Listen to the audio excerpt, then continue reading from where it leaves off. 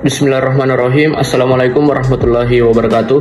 Perkenalkan, kami dari kelompok 13 yang beranggotakan dua orang, yaitu yang pertama Muhammad Akhir Iqbal dengan NIM 901121035 dan yang kedua Idris Kadir dengan NIM 901121061. Di sini kami akan menjawab pertanyaan dari teman-teman sekalian sebagaimana yang telah kami bahas minggu lalu dari kelompok kami terkait materi mengenai manajemen kinerja. Tanpa mengulur waktu lebih lama lagi, langsung saja kita masuk ke sesi diskusi atau sesi tanya jawab.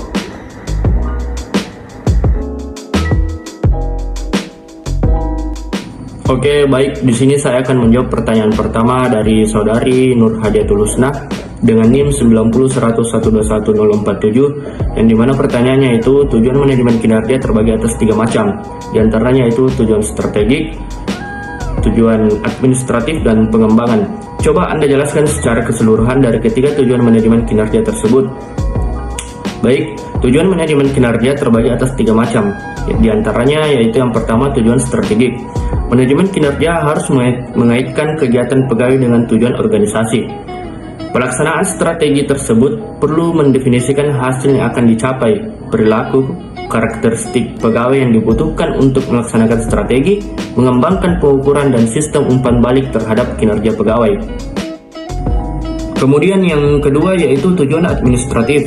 Kebanyakan organisasi menggunakan informasi manajemen kinerja, khususnya evaluasi kinerja untuk kepentingan keputusan administratif, seperti penggajian, promosi, pemberhentian pegawai, dan lain-lain. Dan yang ketiga, yang terakhir, yaitu tujuan pengembangan. Manajemen kinerja bertujuan mengembangkan kapasitas pegawai yang berhasil di bidang kerjanya. Tujuan umum manajemen kinerja adalah menciptakan budaya para individu dan kelompok memikul tanggung jawab bagi usaha peningkatan proses kerja dan kemampuan yang berkesinambungan.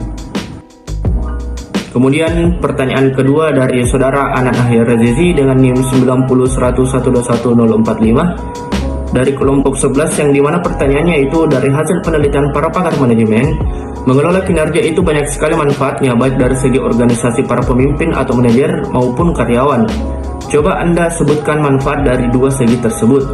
Oke, baik. Yang pertama yaitu manfaat bagi pemimpin atau manajer, antara lain yang pertama dapat mengklarifikasi antara tuntunan kinerja dengan harapan perilaku SDM organisasi yang akan melaksanakan pekerjaan guna mencapai kinerja. Yang kedua yaitu dapat memperbaiki dan meningkatkan pemanfaatan sumber daya organisasi. Kemudian yang ketiga yaitu dapat memperbaiki kinerja tim dan individu atau karyawan yang menjadi tanggung jawab pemimpin atau manajer dalam struktur organisasi.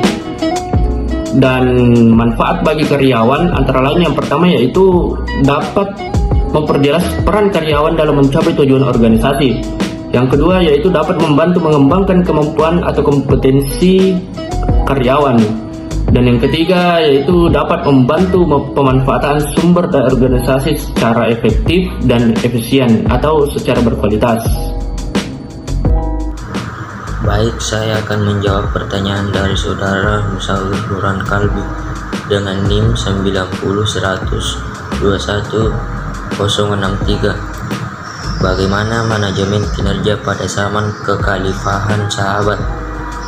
Pada zaman Khalifah Umar ibnu Khattab pernah terjadi seorang gubernur yaitu Amr bin As melakukan kesalahan dalam tindakannya, yaitu mengambil tanah orang Yahudi untuk membuat irigasi dan jalan tanpa persetujuannya. Peristiwa itu dilaporkan kepada Khalifah Umar ibnu Khattab. Setelah Umar menerima laporan orang Yahudi itu, Umar mengeceknya dengan memanggil Amr bin As dan menanyakan kebenaran laporan tersebut. Amr bin As membenarkan tindakannya mengambil tanah orang Yahudi itu. Inilah contoh kesalahan yang tidak pernah dibiarkan dan dikoreksi pada saat itu juga. Itu dilakukan oleh Khalifah Umar untuk menjaga agar kinerja pemerintahan tidak rusak. Demikian itulah pembahasan dari hasil diskusi sesi tanya jawab dari teman-teman sekalian.